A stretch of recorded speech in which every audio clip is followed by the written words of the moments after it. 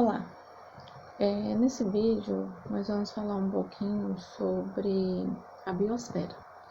Na verdade, as divisões e a diversidade da biosfera, né?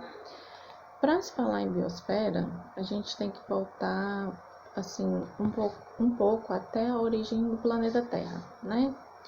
A Terra se formou a partir de uma grande explosão ocorrida no Sol, cerca de 4,5 bilhões de anos atrás. Com a detonação solar, milhares de rochas se espalharam pelo espaço. Algumas, contudo, foram atraídas pela força gravitacional do Sol e começaram a girar em torno do astro, né? Uma delas deu origem ao planeta Terra. Nesse momento, após as explosões, a Terra estava superaquecida, né? No entanto, o cosmos ainda tinha temperaturas negativas, né? O que provocou um esfriamento de fora para dentro. Com esse processo, começa a criação de massas rochosas, né? Que dão origem à crosta terrestre.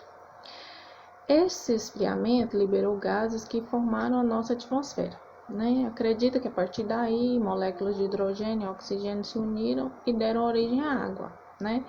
Tem outras teorias também que afirmam que a água chegou ao planeta através de meteoritos que se chocavam com a Terra, pois esses continham cristais de H2O na sua composição. Então, assim, seja qual for a origem desse líquido, a partir desse instante, né, começou a mudar a atmosfera, começou a chover e a consequência dessa foi o aparecimento dos oceanos primitivos, né? Assim, lentamente, foi surgindo as condições para o nascimento da vida na superfície do nosso planeta. A superfície do nosso planeta, ela tem toda uma estrutura, né? Ela é constituída por 3 partes principais, né? Dividida, então a gente... aqui tem um modelo para a gente visualizar um pouquinho melhor, né? As 3 partes principais é a crosta terrestre, o manto e o núcleo, que é dividido em núcleo interno e núcleo externo, né? Essa divisão, né, ela tem toda uma importância para o funcionamento do planeta, para os movimentos de rotação e translação do sistema solar. Então, a gente vai falar um pouquinho assim sobre a crosta terrestre, né? Ela trata da parte mais externa da Terra, né? Ela é formada por rochas, por granizo, por basalto e matéria orgânica. Tem de 5 a 80 km de espessura e é onde se encontra os lugares mais altos, é onde se encontra montanha, planície, planalto, né? Entre outros. E aqui, né? Nesse meio, nesse espaço, planeta, que desenvolve as atividades dos seres vivos, né? Dos viventes. Essa divisão, essa crosta, ela é dividida em 2, né? Pode ser chamada a continental, que é a parte externa, que é estruturada por rochas ricas em silício e alumínio, e a parte oceânica, né? Que é a submersa pelas águas, constituída de rochas e compostas de silício e magnésio, né? Depois, a gente tem o manto, né? O manto, representado aqui nessa parte laranja, é a camada intermediária, né? Ela é de magma pastoso, ela é situada entre a crosta e o núcleo e tem aproximadamente, né, possivelmente 2.900 km de extensão, né? Por isso, ela é bastante instável, né? E esse magma, ele é pastoso, ele é uma substância mole, entre aspas, né? É ele que provoca o movimento das placas tectônicas, né, na crosta terrestre.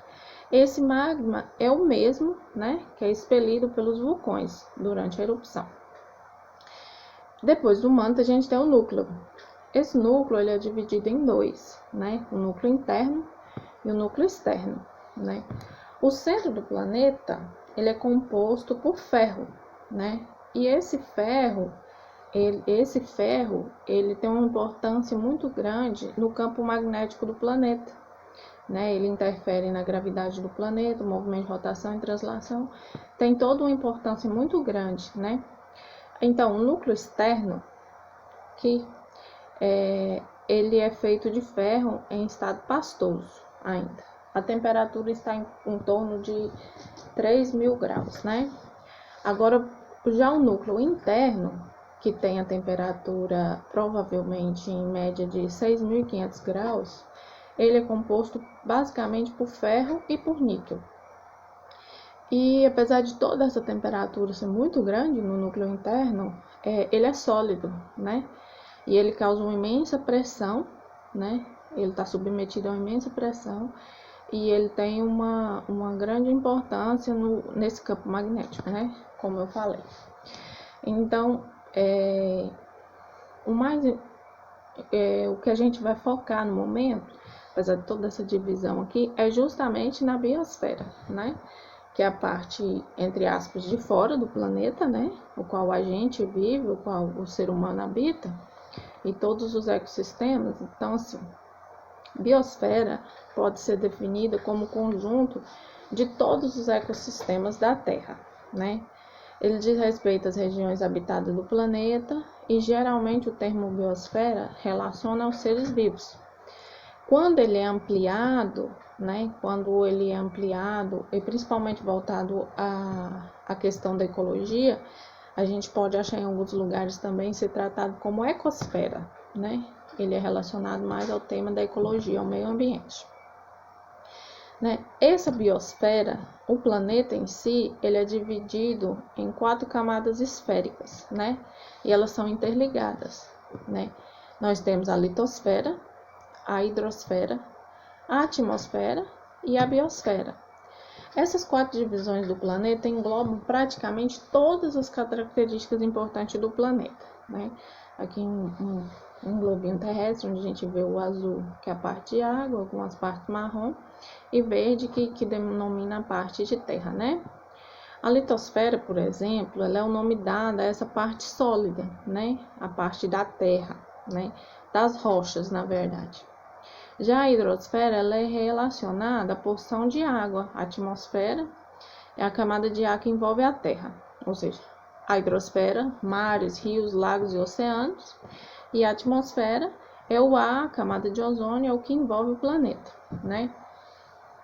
E por fim, nós temos a biosfera, né, que diz respeito às regiões do planeta que possuem seres vivos e está intimamente relacionado uma às outras. Uma vez que as outras partes do planeta provavelmente não existiria se não fosse todo um sistema muito complexo, né? Porque, na verdade, quando um ecossistema está abalado, ele abala todo o sistema do planeta, né?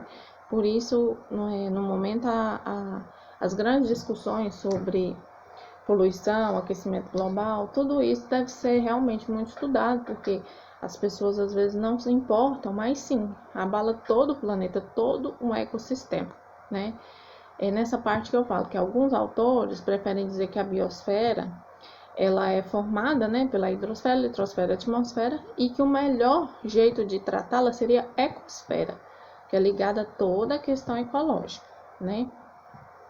Então, assim, falando dos ambientes englobados na biosfera, a gente tem do ponto mais alto do planeta até a porção mais funda, né?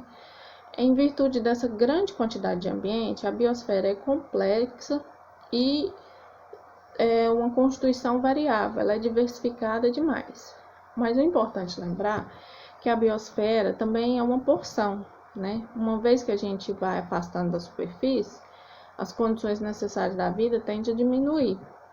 E estima que a biosfera não passe em torno de 13 quilômetros de espessura, né? Isso porque os seres vivos precisam, né? A maioria deles necessita de luz, calor, a água e a matéria, ou seja, depende, quanto mais alto, mais longe da Terra, menos vida se tem, né? E assim, quando a gente fala de biosfera, a gente tem que destacar essa complexidade, né? Que é o resultado de vários fenômenos químicos, físicos, biológicos, né? Esses fenômenos fazem que a gente conclua que a biosfera está em modificação, em constante modificação. E os seres vivos exercem um papel muito importante nessa mudança, né? Em relação ao homem, igual eu falei, a questão ecológica, as alterações, né? A gente tem que entender que toda alteração ecológica, a poluição, o aquecimento global, tudo isso já está chegando em pontos que vão ser irreversíveis, né? Infelizmente, nem todo mundo acredita, nem todo mundo se preocupa, né? Mas o planeta é a nossa casa e deveria ser melhor respeitado nesse sentido, né? Então, assim, como é uma aula básica, vamos voltar um pouquinho para fazer uma pequena revisão, digamos assim. Então, vamos lá. A biosfera é a camada da Terra que reúne todos os ecossistemas existentes, né? Ou seja, ela corresponde ao local em que a gente vive.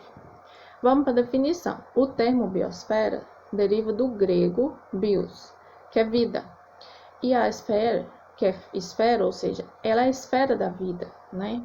A Terra, o planeta Terra. Já ecosfera, né, que é outra maneira de se referir, que é o sinônimo de biosfera, ambas se referem à camada da Terra habitada pelos seres vivos, ou seja, a parte em que dá ênfase às relações dos seres vivos com o meio ambiente, né, que é realmente muito importante.